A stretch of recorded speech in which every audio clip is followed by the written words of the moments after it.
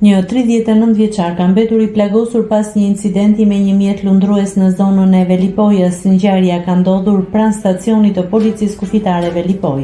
Sipas informacioneve paraprake të policisë shtetasi me inicialet EN, 39 vjeç, dyshohet se ishte duke zbritur nga karroceria e një mjeti lundrues në pronësi të tij, kur tubi i gazit të mjetit ka shpërthyer aksidentalisht. Si pasojë e shpërthimit, 39 vjeçari ka pësuar djegje në trup. Ai ka marrë ndihmën e parë në Spitalin Rajonal të Shkodrës, ndërsa më pas është nisur drejt Tiranës për të marrë trajtim më të specializuar mjekësor. Ndërkohë, grupi hetimor ndodhet në vendngjarje dhe po kryen veprime procedurale për të përcaktuar rrethanat dhe shkaqjet e plota të incidentit.